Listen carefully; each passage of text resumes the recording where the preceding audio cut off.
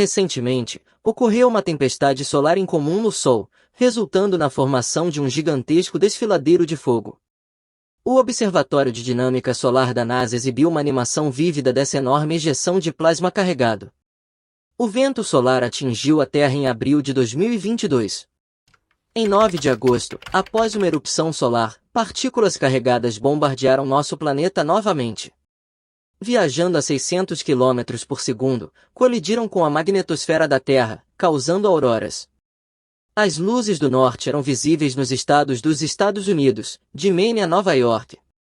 No entanto, os cientistas afirmam que desta vez tivemos apenas sorte, se uma tempestade solar mais poderosa atingisse a Terra, em vez de um espetáculo celestial brilhante, poderia ter resultado em um desastre. Tempestades solares já mostraram seu poder destrutivo pelo menos 2 vezes no passado. Agora, nosso Sol está mais uma vez se aproximando de sua atividade máxima, e a probabilidade de outra explosão poderosa de plasma está aumentando. Como essas erupções solares afetaram nosso planeta no passado? E o pico da atividade de nossa estrela em 2023 ameaça a destruição da Terra? O vento solar é criado quando um fluxo de partículas de alta energia não pode mais ser contido pela gravidade do Sol. Os cientistas acreditam que esses ventos solares emanam de grandes manchas escuras na estrela chamadas buracos coronais. Apesar da grande distância entre o Sol e a Terra, as ejeções de massa coronal podem nos atingir em 2 a 6 dias. No entanto, as partículas de energia mais alta podem percorrer a mesma distância em apenas 2 minutos. A maioria delas é redirecionada para os polos pelo campo magnético do planeta, e apenas um pequeno número de partículas penetra na atmosfera, emitindo raios ao colidir com moléculas de gás e fazendo com que os átomos emitam luz. Mas às vezes, o Sol começa a ter explosões extremamente poderosas com a energia de cerca de 10-25 joules, aproximadamente equivalente a milhões de bombas de hidrogênio de 100 megatons. Durante uma tempestade solar desse tipo, o plasma atravessa o espaço 2 vezes mais rápido do que o normal. Ele bombardeia o campo magnético do planeta Terra com tanta força que as partículas carregadas conseguem penetrar ou deformá-lo significativamente. Isso resulta na formação de tempestades geomagnéticas, sendo as mais intensas capazes de desencadear diversos desastres. Em 2 de setembro de 1859, o astrônomo britânico Richard Carrington observou uma enorme explosão solar. 18 horas depois, uma das mais fortes tempestades geomagnéticas conhecidas atingiu a Terra. Naquele dia, os telégrafos em toda a Europa e América do Norte pararam de funcionar, e muitos postes de telégrafo foram incendiados. As luzes do norte eram visíveis em praticamente todo o planeta. A humanidade se recuperou relativamente rápido do incidente, mas, na época, nossa civilização não dependia tanto da eletricidade quanto agora. Quando outra grande tempestade solar atingiu a Terra em março de 1989, toda a província canadense de Quebec ficou às escuras, deixando milhões de pessoas sem eletricidade por 12 horas. A explosão solar que causou isso não foi tão poderosa. Se a próxima explosão no Sol atingir a potência do evento Carrington, a tempestade geomagnética mais intensa registrada, seria uma catástrofe. No passado, os cientistas acreditavam que tempestades solares dessa magnitude ocorriam não mais do que uma vez por século. No entanto, uma análise dos padrões de erupções solares feita por cientistas da Universidade de Warwick e do British Antarctic Survey revelou que tempestades magnéticas poderosas são muito mais frequentes do que se pensava anteriormente. A atividade solar tem um ciclo de aproximadamente 11 anos, e em seu pico, o Sol desenvolve uma atividade particularmente violenta, com partículas carregadas sendo direcionadas para a Terra uma após a outra. Pesquisadores analisaram o catálogo completo das mudanças no campo magnético da Terra. Os resultados confirmaram que os surtos mais significativos de atividade geomagnética coincidem com as explosões solares mais poderosas. A equipe de cientistas identificou 2 tipos de eventos mais perigosos para a Terra: supertempestades magnéticas fortes e as mais intensas e destrutivas megatempestades. As primeiras ocorrem em média a cada 3 anos, afetando a saúde de pessoas sensíveis ao clima, muitas vezes causando dores de cabeça, picos de pressão arterial e agravamento de doenças crônicas. No entanto, elas não levam a falhas técnicas significativas. As megatempestades fortes são muito mais raras, ocorrendo aproximadamente a cada 25 anos. Ao longo de 150 anos, os pesquisadores contaram apenas 6 eventos desse tipo. Portanto, tempestades solares devastadoras atingem nosso planeta a cada cerca de 25 anos, e nas últimas 2 décadas, não ocorreram megatempestades. Os cientistas esperam que a próxima aconteça em um futuro próximo. Em 2012, ocorreu uma grande e potencialmente perigosa explosão solar, mas na época, o vento solar soprou na direção oposta e mal afetou nosso planeta. Durante a próxima grande explosão solar, podemos não ter tanta sorte. As consequências exatas em tal cenário ainda não podem ser previstas. O que sabemos com certeza é que auroras coloridas serão visíveis em todo o planeta. Também é possível que, entre elas, haja um tipo especial de aurora boreal chamada de aumento da velocidade de emissão térmica forte, ou STEV. Aparecendo como fitas brilhantes roxas, e menos frequentemente, brancas, durante a tempestade geomagnética de agosto de 2022, essas auroras foram observadas até mesmo no sul da Pensilvânia. Os cientistas não conhecem a natureza exata desse fenômeno óptico, mas geralmente ele é visto durante tempestades solares. Os pesquisadores têm confiança de que o STEV não se trata apenas de um espetáculo luminoso no céu.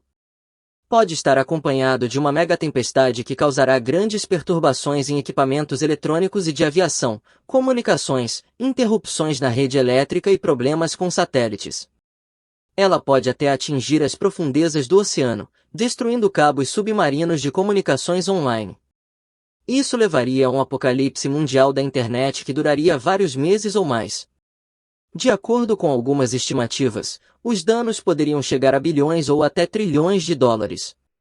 Ainda assim, a ausência de luzes, computadores e televisões parece ser trivial em comparação com a maioria dos outros efeitos possíveis, como secas, inundações, terremotos e tsunamis, muitas vezes são atribuídos a tempestades solares. Observações indicam que a frequência máxima de terremotos é observada em períodos de atividade solar elevada e flutuante. Isso pode ter sido uma das razões para um terremoto de magnitude 9.1 que ocorreu em 2004, causando um enorme tsunami na Indonésia. Além disso, Índia, Tailândia, Bangladesh, Ilhas Maldivas, Sri Lanka e Somália também sofreram com esse desastre natural, resultando em mais de 283 mil mortes, 14 mil pessoas desaparecidas e mais de 1 milhão de desabrigados. Para mitigar as consequências desastrosas das tempestades solares, os cientistas precisam de um sistema de alerta. Diversas espaçonaves, incluindo o Observatório Solar e Heliosférico, SOHO, e o Observatório de Dinâmica Solar, SDO, estão estudando o Sol. Esses dados ajudarão a nos alertar sobre eventos extremos na estrela a tempo. Agora, à medida que o Sol se aproxima de seu pico de atividade de 11 anos, isso se torna especialmente crucial. No entanto, mesmo quando a atividade turbulenta do Sol diminuir em 2024, ainda pode haver incertezas. Recentemente, os cientistas descobriram que uma poderosa tempestade geomagnética pode ignorar o ciclo de atividade solar de 11 anos e atingir repentinamente a Terra durante um período calmo do Sol. Exemplos semelhantes foram encontrados no passado, como indicado por um estudo de amostras de gelo antigas sobre a Groenlândia e a Antártica, revelando que há 9.200 anos, uma tempestade solar de força sem precedentes atingiu nosso planeta. Isso sugere que tempestades solares destrutivas podem ocorrer quando menos esperamos. Para evitar surpresas, muitos governos consideram previsões climáticas espaciais uma prioridade no desenvolvimento científico. A sonda Parker Solar Probe da NASA desperta grandes esperanças, pois viaja mais próximo do Sol do que qualquer outra espaçonave anterior, detectando emissões coronais mais rapidamente. Os dados coletados ajudarão os cientistas a rastrear com maior precisão a região de formação de uma tempestade no Sol e possivelmente determinar sua direção. Além disso, a NASA e a Agência Espacial Europeia lançaram a sonda Solar Orbiter em 2020, que viaja em uma órbita elíptica com um ponto mais próximo a 42 milhões de quilômetros da superfície solar. A sonda já enviou imagens incríveis da estrela de volta à Terra, revelando pequenos pontos brilhantes e objetos escuros estranhos, denominados fogueiras pelos cientistas, que são erupções de plasma em miniatura. Esses eventos provavelmente aumentam a temperatura da coroa estelar e causam ventos solares.